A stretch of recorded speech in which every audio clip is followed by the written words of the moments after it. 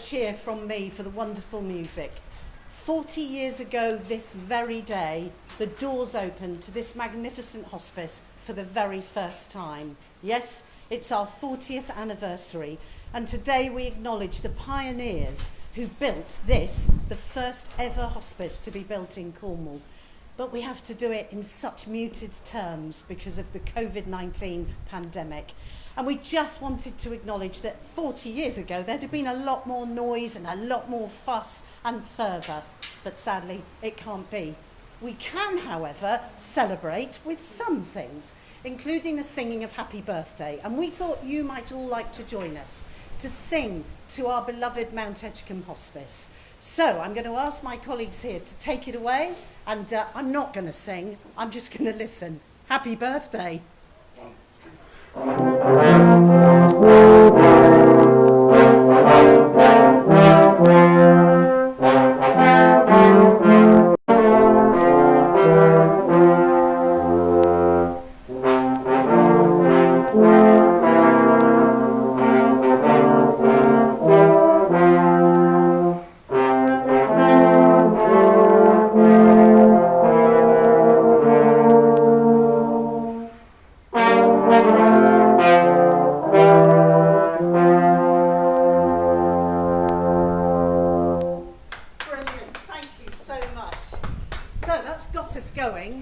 What we want to do now is all the different guidance that we have to follow, because we've a couple of other things we want to do just to celebrate this special occasion.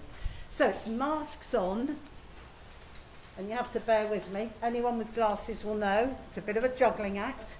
And then we have to come in through our reception into the very hospice that 40 years ago people were walking in for the very, very first time. And how excited they must have been, thinking about all those people who'd put so much effort into building this hospice. Now, I have to sanitise my hands. So there we are. Everybody has to do this to come in here, and I'm sure you'll understand that. But I'd like to take you into our sun-filled concourse.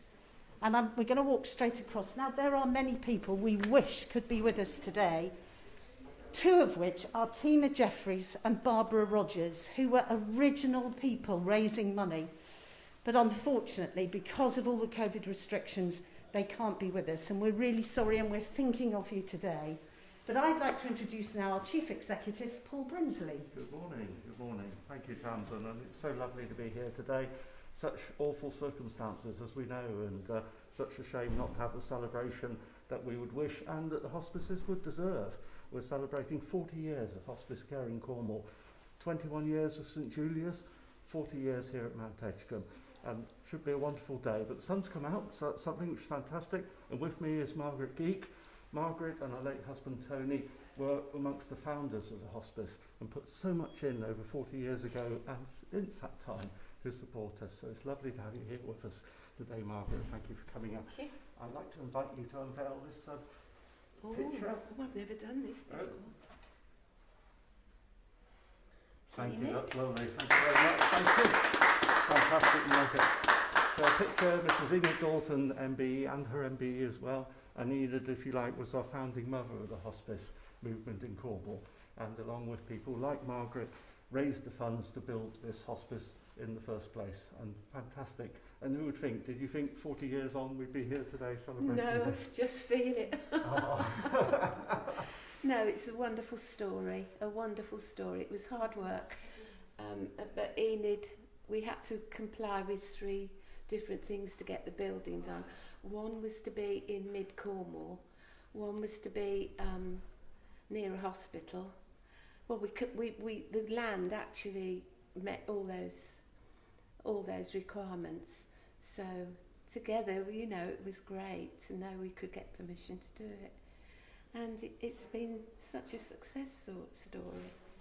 And that we love raising money. Everybody loves the hospice. So let's hope the money still comes in. Yes, indeed. Thank you so much, Margaret. And of course, to that end, we've recently launched our appeal, and we're hoping to raise £250,000 by Christmas, exactly so we can carry on and continue to offer our beds to patients throughout Cornwall. So now I believe we're going to cut an anniversary cake, I think. Is that right, Tamsin? Yes, so of course you can't have a birthday celebration, even a muted one like this, without some cake. And so I'd like to take you over now to meet Gina Stance, who was talking to us yesterday at the beginning of Hospice Care Week about the importance of promoting what we do and how we have time to do the many things hospice care allows us to do. And Gina today has time to cut a cake. Tell us about it. There's always time to cut cake at the hospice. So I'm cutting the cake for St Julia's Hospice, and it's their 21st birthday this year. So I'm delighted to do that, and I'd just love to say happy birthday, St Julia's, 21 today. Yay.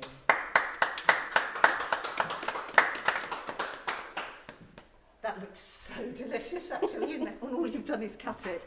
But we have another cake as well, and of course that is our 40th anniversary cake. And I'm going to hand over once again to Paul and Margaret to cut this enormous cake. Thank you, Tamsin, and it would be an honour, Margaret, if you kindly do the honours for us and cut the cake. That would be wonderful. Thank you so much. Thank you. Hope I can manage it. I'm here to help you. I think we're all ready to help you, Margaret. Are you? Certainly in the eating. Fantastic. Well done.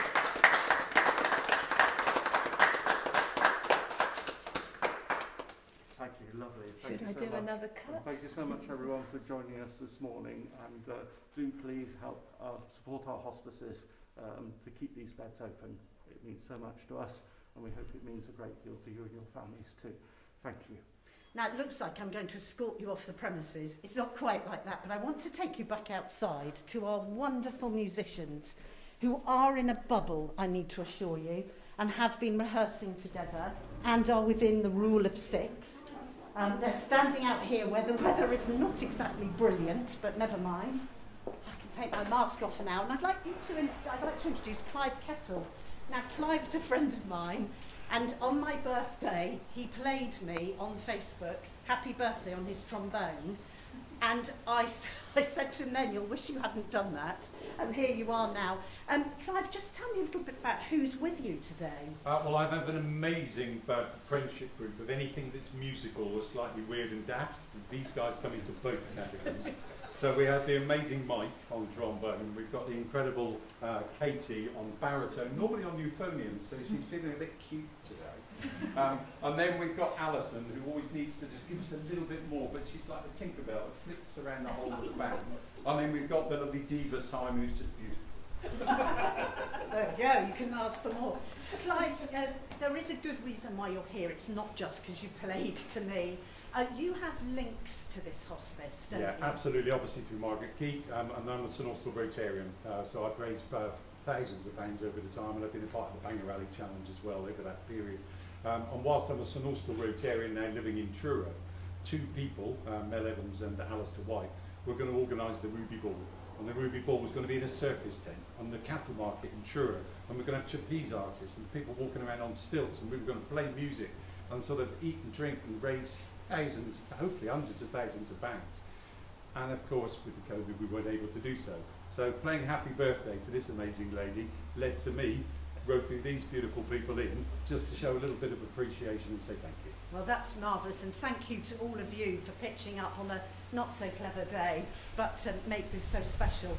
Tell me about the final piece of music, because we've chosen this specially. So there's a piece of music which anyone who's Cornish, there is no better piece, maybe Trelawney, but this piece was written by a Cornishman for Cornish people. And I contacted Harry Glasson, the author of this piece of music, and he said, boy, you can play it, he said, and do us proud. So we will do as our last piece, Cornwall My Home. Thank you so much. Thank you, all of you. For 40 years you've kept this hospice going, and thousands of families will always be grateful. Don't forget, you can find out about Hospice Care Week and our Terry's Bed Appeal by going to cornwallhospicecare.co.uk. Clive, take it away. 2 bars in it. 1,